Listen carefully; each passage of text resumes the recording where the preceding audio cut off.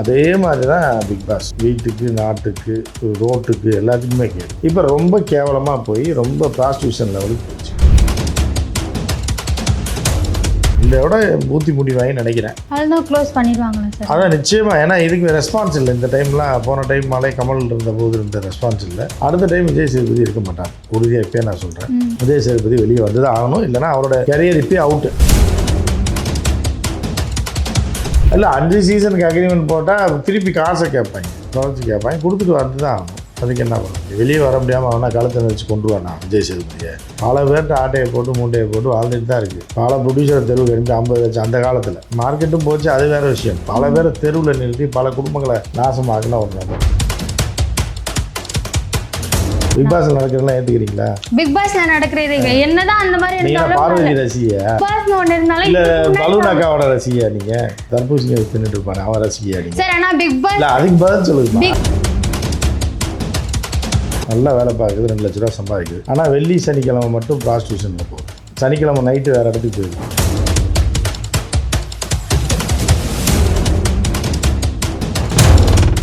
காந்தம் மீடியா நேயர்களுக்கு வணக்கம். நான் உங்கள் விஜயாஸ்மின். இன்னைக்கு நம்மளோட கெஸ்ட் பத்திரிகையாளர் உமாபதி சார் அவர்கள் தான். வணக்கம் சார். வணக்கம். எப்படி சார் இருக்கீங்க? நல்லா இருக்கேன் சார். சார் ரீசெண்டாக பிக் பாஸ் சீசன் 9 லான்ச் ஆகி பயங்கர வைரலாக போயிட்டு இருக்கு சோஷியல் மீடியாவில். வைல்ட் கார்டு என்ட்ரியை பற்றி என்ன சார் நினைக்கிறீங்க? அதை பற்றியே எனக்கு தெரியாதுமா. அந்த ப்ரோக்ராமே நான் பார்க்குறது கிடையாது. அதை நீங்களும் பார்க்காதீங்க.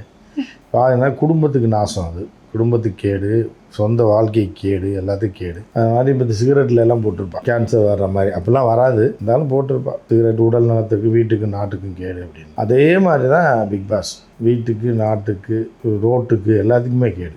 அதனால் அதை பார்க்காம இருக்கிறது நல்லது. இது இந்த சீசனுக்கு மட்டுமா இல்லை வந்து எல்லா இது இப்போ சீசன் மட்டும் இல்லை. இது வந்து என்னென்னா ஒரு கேடுகட்ட நிகழ்ச்சி ஆரம்பத்துலேருந்து அந்த லெவலில் இருந்தது.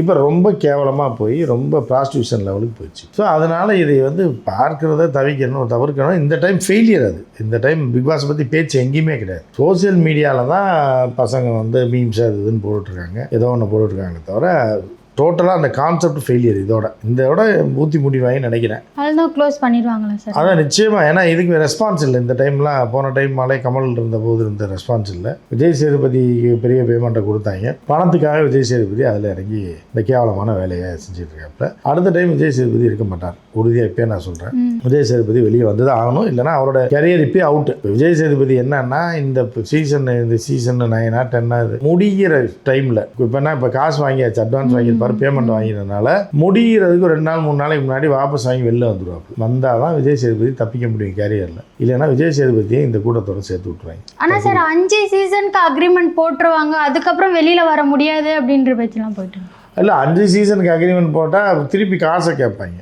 குறைச்சி கேட்பாங்க, கொடுத்துட்டு வந்து தான் ஆகணும். அதுக்கு என்ன பண்ண முடியும்? வெளியே வர முடியாமல் அவனா கழுத்தை நினச்சி கொண்டு வரனா விஜய் சேதுபதியை? வர முடியாதுன்னு அந்த நேரத்தில் இப்போ தவிர்க்கணும்னா எப்படி வேணாலும் தவிர்க்கலாம். 2 சீசனுக்கு காசு வந்திருக்கும். 3ஆவது சீசன் கேட்கும்போது அந்த நேரத்தில் ஒரு மெடிக்கல் சர்டிஃபிகேட்டை ஏதோ வந்து ஒரு கேஸை ஃபைல் பண்ணிவிட்டு நடிகர் கார்த்திக்னு இருந்தார். எவன்கிட்ட வேணாலும் அட்வான்ஸ் வாங்கி போட்டுருவார். எவனுமே திருப்பி வாங்கவே முடியாது. அவனா கொலையாக பண்ணிட்டாங்க. இன்னும் உயிரோட தான் இருக்காங்க. பல பேர்கிட்ட ஆட்டையை போட்டு மூட்டையை போட்டு வாழ்ந்துட்டு தான் இருக்குது. பல ப்ரொடியூசர் தெருவுக்கு எழுப்பி 50 லட்சம் அந்த காலத்தில் 1 கோடி ரூபாவில் படம் எடுத்துருவாங்க. இன்றைக்கி 25 கோடி ரூபா இருக்குன்னா அன்றைக்கி 1 கோடி, 10 லட்சம் 20 லட்சம் 50 லட்சம் அட்வான்ஸ் வாங்கிட்டு எல்லாருக்கும் நாமம் போட்டவன் கார்த்தி, பழைய கார்த்தி. அதனால் என்ன கொண்டாந்துட்டாங்க. ஆனால் ஆளே காணா. மார்க்கெட்டும் போச்சு. அது வேறு விஷயம். பல பேரை தெருவில் நிறுத்தி பல குடும்பங்களை நாசமாக்குனா ஒரு நபர். அந்த நபர் என்ன பண்ணிட்டாங்க? பழக்கு தான் நடந்துகிட்டு இருக்கு. 1 5 பைசா வாங்க முடியாது. கேட்டால் படத்துக்கு அட்வான்ஸ் கொடுத்தால கால்ஷீட் தரேன்னா எப்படி ஓடும் தான் படம். நடிகர்கள்லாம் வேணாம், அதில் பார்ட்டிசிபேட் பண்ண முடியாதுன்னா போயிட்டே இருக்கு. பேமெண்ட்டை வாங்கிட்டு வந்துடுவாங்க. அவ்வளோதான். 2 சீசனோட முடியும், நீ வேற ஆளை பார்த்துக்கின்றாங்க. சார் என்னதான் நெகட்டிவாக போனாலும் அதை வச்சே அவங்களுக்கு டிஆர்பி ஏறுறதுனால அவங்க எப்படி சார் இந்த ஒரு அதுதான்மா வருமானம். ப்ராஸ்டியூஷன்லேயும் வரும். கோயில் வாசலில் மாலை கடை போட்டிருக்கவங்களுக்கும் வருமானம் வரும். 2 ஒன்றா. இவங்க தெய்வீகமாக இருக்கிறவங்க, நம்பிக்கையாக நேர்மையாக தொழில் பண்ணுறவங்க வேறு. இதுலேயும் காசு வரும். அதனால் அவன் இப்போ பெரிய ஆளுன்னு சொல்லிட முடியுமா? காசு வந்து எதில் நாய் விற்கிற காசு குலைக்க போகுதுன்ற மாதிரி நாய் விற்று விற்கிறான் சம்பாதிக்கிறான்னா அதுவும் பணம் தான். பூ மாலைகள் விற்று சம்பாதிக்கிறதும் பணம் தான். அது 2 ஒன்றாயிராதுல்ல.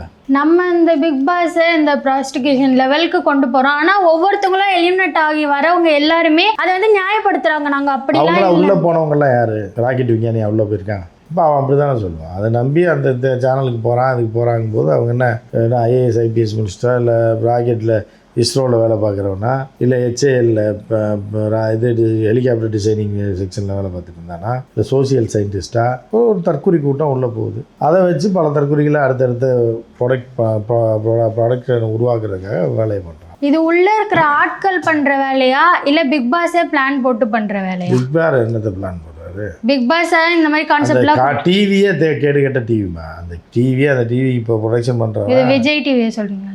ஆமாம், விஜய் டிவி. எந்த டிவியில்? அது ராஜ் டிவிலையா வருது? அது பிக் பாஸ் நிறைய ஷோஸ்லாம் வருதுல்ல சார், நிறைய நிகழ்ச்சிகள். அதுதான்மா, எல்லாம் தான் வரும். அதனால் அந்த சேனலில் அந்த சேனலுடைய இது அவனை டிசைன் பண்ணுற கார்ப்பரேட் கம்பெனி எல்லோரும் சேர்ந்து தான் இது பண்ணுறாங்க. ஏன் சார் இவ்வளோ ஈஸியாக அந்த டிவியை அப்படி தானே சொல்லிடுறீங்க? எந்த டிவியை? விஜய் டிவி. ஈஸியாக சொல்கிறோன்னா அப்புறம் நீங்கள் ஏற்றுக்கிறீங்களா? இப்போ பிக் பாஸில் நடக்கிறதெல்லாம் ஏற்றுக்கிறீங்களா? பிக் பாஸ்ல நடக்கிறது என்னதான் அந்த மாதிரி நீங்கள் பார்வதி ரசிகா? பிக் பாஸ்னு ஒன்று இருந்தாலும் இல்லை பலூன் அக்காவோட ரசிகா நீங்கள்? இல்லை இல்லை இவன் யாரும் அந்த இவன் தர்பூசணி வச்சு தின்னுட்டு இருப்பானே, அவன் ரசிகா நீங்கள்? சார் ஆனால் பிக் பாஸ் இல்லை, அதுக்கு பதில் சொல்லுங்கம்மா. பிக் பாஸை வச்சு மட்டும் நம்ம இதுக்கு முன்னாடி வந்த சீசன் எல்லாம் குறை சொல்ல முடியாது. இப்போ சூப்பர் சிங்கர் இருக்கு. ஒரு பொண்ணு வந்து ஐடி கம்பெனியில் வேலை பார்க்குதுமா, நல்லா வேலை பார்க்குது, 2 லட்ச ரூபா சம்பாதிக்குது. ஆனால் வெள்ளி சனிக்கிழமை மட்டும் ப்ராஸ்டியூஷனில் போகுது. அப்போ அந்த பொண்ணு நல்ல பொண்ணா கெட்ட பொண்ணா? சனிக்கிழமை நைட்டு வேறு இடத்துக்கு போயிடுது. இப்போ எல்லாத்தையும் குறை சொல்கிற மாதிரி இருக்கும்ல சார். அப்போ இதுக்கு முன்னாடி வந்து அந்த சூப்பர் சிங்கர் குக்கு வித் கோமல்லாம் நிறைய. நான் என்ன சொல்கிறேன், இப்போ 7 நாள் அந்த பொண்ணு ஒழுங்காக தான் வேலை பார்த்துச்சு. வெள்ளிக்கிழமை வரைக்கும் ஐடி கம்பெனியில் ஒரு பெரிய போஸ்ட்டில் இருக்குது. பார்வதி அக்கா இருக்காங்க, உங்களுக்கு எனக்கு இல்லை இருக்காங்க. அவங்களோட ரசிகையாக இருக்கலாம் நீங்கள், ஒரு இல்லைன்னா பலூன் அக்காவோட ரசிகையாக இருக்கலாம். அது உங்களுடைய கருத்து. அது நீங்கள் எப்படி நினைக்கிறீங்க? நீங்கள் நல்லதாக அவங்களாம் நல்லவங்க அவர் இப்படி சொல்கிறாரு அப்படின்னு நினச்சாலும் சரி, இல்லை இல்லை அவங்கெல்லாம் கெட்டவங்க கரெக்டாக தான் சார் சொல்கிறாருன்னு நினச்சாங்க சரி, அது உங்கள் சாய்ஸ். பிக் பாஸ் அந்த மாதிரி மாறினதுக்கான காரணம் என்ன? பிக் பாஸ்ன்றது யார்? பிக் பாஸ்னா யாருமா? ஒரு நிகழ்ச்சி. அது ரைட்டுமா, அது யார்? பிக் பாஸ் அப்படி மாறுறதுக்கு காரணம்னா நீங்கள் நிகழ்ச்சியை கேட்குறீங்களா? அங்கே ஒருத்தர் பிக் பாஸ்னு ஒருத்தர் இருக்காரு, அவரை கேட்குறீங்களா? விஜய் சேதுபதி தானே பிக் பாஸ்? இல்லையா? அவர் இல்லையா சார்? அவர் ஹோஸ்ட் தானே சார். ஹோஸ்டா? பிக் பாஸ்ன்றது வேறையா? எல்லாமே அவருக்கே எழுதி தரது தானே சார், அவருக்கு பின்னாடி இருக்கிறவங்க தானே சார். இல்லை அப்படிலாம் நம்ம பார்க்க முடியாதுல்ல, அப்படி பார்க்க முடியாது. அந்த நிகழ்ச்சி தடை செய்யப்பட வேண்டிய நிகழ்ச்சி. அதுக்காக நம்ம டிவியை நீங்கள் கேட்டிங்களா, விஜய் டிவியை தடை செய்யணுமா? ஆனால் அதில் வேறு சில நிகழ்ச்சிலாம் நடக்கிறதுனால அதை தடை செய்யக்கூடாது. நான் ஏற்கனவே சொன்னேன் இல்லை, அந்த 5 நாள் வந்து ஐடி கம்பெனியில் வேலை பார்க்குற ஒரு ஆள் வெள்ளிக்கிழமை சனிக்கிழமை நைட்டு மட்டும் போகிறோன்னா அதை மட்டும் திருத்திக்கிட்டால் போதும். புரியுதான்? அதை திருத்திக்கிட்டா போதும். அதுக்காக அது அந்த டோட்டலாக இதையே காலி பண்ணணும் அவசியம் இல்லை. இன்னொன்று எல்லாருக்கும் இருக்கிற டவுட்டு, பிக் பாஸ் ஸ்கிரிப்டடா இல்லை ஒரிஜினலாகவே இந்த மாதிரி தான் பண்ணிட்டு நடக்குது? அது இல்லைம்மா, அது வந்து அது தொழில்மா, அதுக்குள்ளேயே போக நம்ம விரும்பலை. பிக் பாஸ் எக்கேடு கெட்டு போனால் அது ஸ்கிரிப்டடாக இருந்தான்னா இலவ கூட்டினா நமக்கு என்னம்மா? அது இருக்கிறதுல ஈத்தர ப்ரோக்ராமு, சமூகத்தை சீரழிக்கிற ப்ரோக்ராமு, அதை எழுதி கொடுத்தான்னா அவனாக பேசுனானா, அது போல் தடை செய்யப்பட வேண்டிய நிகழ்ச்சி. நம்ம முன்னாடி யோசித்த மாதிரி என்னடா எல்லாமே சோஷியல் மீடியாலேருந்து அனுப்பியிருக்காங்களே, விஜய் டிவி மெட்டீரியல் யாருமே இல்லையேன்னு பார்க்கும்போது இப்போ ஒயில் கார்டாக 4 பேர் அனுப்பி. விஜய் டிவி மெட்டீரியல்னா யாருன்னு தெரியல, அது தனி மெட்டீரியல் இருக்கா? ஆமாம் சார், விஜய் டிவியில் இருக்கிறவங்களுக்குலாம் அதுதானே சார் பேர். இப்போ விஜய் டிவி மெட்டீரியல் இவங்க இப்போ சபரியெல்லாம் அப்படி தான் சார் சொன்னாங்க. அது யார் நீங்கள் சொல்கிறாங்கள யாருன்னு நமக்கு தெரியல. அது அவங்க ஒரு கூட்டம் வச்சு வியாபாரம் பண்ணிகிட்டு இருக்காங்கம்மா. அவங்க கடை விஜய் டிவின்ற கடையில் வியாபாரம் நடந்துகிட்டு இருக்கு. அதில் யாரை வேணாலும் கவுண்டரில் உட்கார வைப்பான், யாரை வேணாலும் துணி கிழிக்க விடுவான். அது துணி கிழிக்க விட்டான்னா பரவாயில்ல, இது போட்டிருக்க துணியை கிழிக்க விடும்போது தான் அது பிரச்சனையாகுது. சரி, ஆனால் இப்போதைக்கு தடை செய்ய முடியாது இல்லை சார், அது ஆரம்பித்து போயிட்டுருக்கு. அதான் அது கார்ப்பரேட் கம்பெனி மாமூல் எல்லா இடத்துக்கும் போகும், சென்ட்ரல்லேருந்து ஸ்டேட் வரைக்கும் எல்லா இடத்துக்கும் போகும். அப்படின்றதுனால மக்கள் பார்க்காம இருக்கிறது மக்களுக்கு நல்லது. ஆக மொத்தம் பிக் பாஸை பற்றி சொல்கிறதுக்கு ஒன்றுமே இல்லை, கேட்காதீங்க. ஆமாம், ஓகே, அதுதான் உண்மை. ஓகே சார், பிக் பாஸ் பார்க்காதீங்க.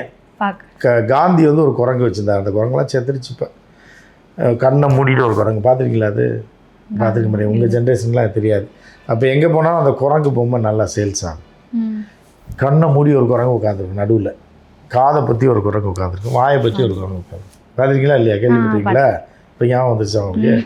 அந்த மாதிரி நீங்கள் வந்து பிக் பாஸை பார்க்காதே, பிக் பாஸ் பற்றி கேட்காதே, பிக் பாஸ் பற்றி பேசாதே, இந்த மாதிரி இந்த 3 குரங்கை வச்சு ஒரு ஃபோட்டோ எடுத்து தம்ப்நெயில்ல போட்டுருங்க. அதுதான் வந்து எல்லாருக்கும் நல்லது. பிக் பாஸ் சம்மந்தப்பட்ட நிறைய விஷயங்களை பகிர்ந்ததுக்கு நன்றி சார். நன்றி.